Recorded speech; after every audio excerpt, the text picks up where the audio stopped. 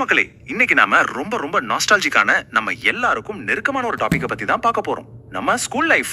போறதுக்கு முன்னாடி உங்க ஸ்கூல் டேஸ்ல நடந்த ரொம்ப ஃபன்னியான ஏதாச்சும் பல்ப் வாங்கின மொமெண்ட் இருந்தா கொஞ்சம் நினைச்சு பாருங்களேன். அந்த ஃபீல் அப்படியே மனசுல வச்சுக்கோங்க. ஏன்னா உலகத்துல இருக்கிற எல்லா கிளாஸ் ரூமுகளுக்கும் பொதுவான அந்த காமெடியன் சீக்ரெட்டை தான் நாம இப்போ டீகோட் பண்ண போறோம். இன்னைக்கு இந்த எக்ஸ்பிளைனரை நம்ம ஸ்கூல் டைம் டேபிள் மாதிரியே பிரிச்சிருக்கோம். காலை நேர அலப்பறைகள், கிளாஸ் ரூம் சீக்ரெட்ஸ், நட்பும் துரோகமும், எக்ஸாம் டென்ஷன், அப்புறம் ஃபைனல் பெல். ஃபர்ஸ்ட் பீரியட் காலை நேர அலப்பறைகள். அந்த காலையில எழுந்து ஸ்கூலுக்கு கிளம்புறதே ஒரு பெரிய போராட்டம் தானே. வாங்க அதை பிரேக் டவுன் பண்ணுவோம். ஸ்கூல் கேட்ல மெதுவா மாசா நடந்து வரும்போது வாத்தியார் ஏன் லேட்டுன்னு கேட்பாரு.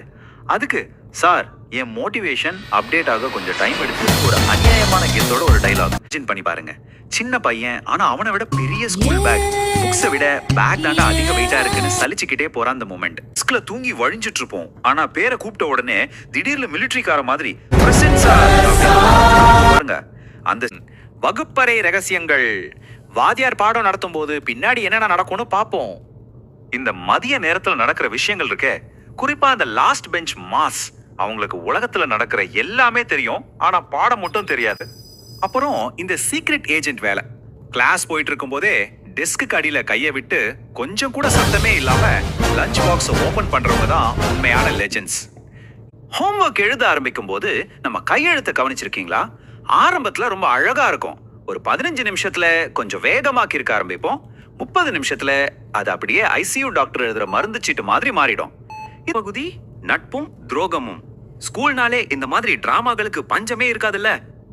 இந்த வழியை கொஞ்சம் ஃபீல் பண்ணி பாருங்க. பிடி பீரியட் அப்படின்னு ரொம்ப சந்தோஷமா வெறித்தனமா வெயிட் பண்ணிட்டு இருக்கும் போது கதவை திறந்துகிட்டு மேத்ஸ் சார் உள்ளே வருவார் பாருங்க. இது சாதாரண விஷயம் கிடையாது. இது ஒரு நேரடி மனவேதனை. ஸ்கூல்ல கன்ஃபார்மா ஒருத்தராவது இப்படி இருப்பான். எக்ஸாமுக்கு முன்னாடி வந்து ரொம்ப சோகமா, மச்சி நான் ஒண்ணுமே படிக்கலடா அப்படின்னு சொல்ற அந்த நம்பிக்கை துரோகி நண்பன். ஆனா கடைசியில ரிசல்ட்ல பார்த்தா அவன் 95 மார்க் வாங்கியிருப்பான். இந்த குரூப் ஸ்டடி அப்படிங்கிற பெரிய பித்தலாட்டத்தோட ரியாலிட்டி இதுதான்.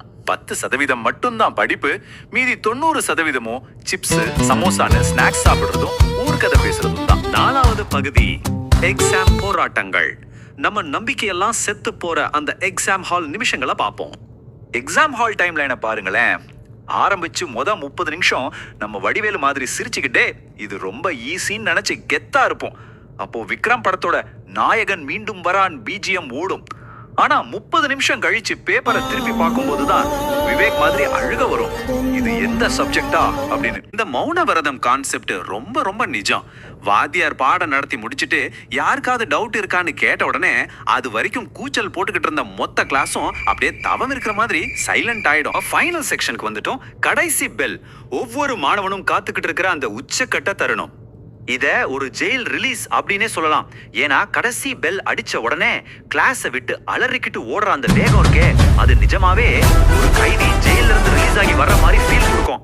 ஒட்டுமொத்த ஸ்கூல் லைஃபையும் சுருக்கி ஒரு சார்ட்டா பார்த்தோம்னா நம்ம பள்ளிக்கூட வாழ்க்கையில 40% தான் நிஜமான படிப்பு, மீதி 60% நண்பர்கள் கூட சேர்ந்து அடிச்ச லூட்டிகளும் அந்த தேவையில்லாத சிரிப்பு தான். இப்போ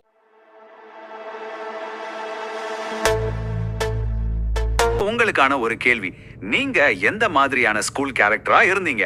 லாஸ்ட் பெஞ்ச் லெஜெண்டா, இல்ல சீக்ரெட் லஞ்ச் பாக்ஸ் ஏஜென்டா, இல்ல அந்த நம்பிக்கை துரோகி நம்பனா? நல்லா யோசிச்சு பாருங்க. மீண்டும் அடுத்த ஒரு இன்ட்ரெஸ்டிங்கான எக்ஸ்பிளைனரோட நான் உங்களை சந்திக்கிறேன். Until then, bye.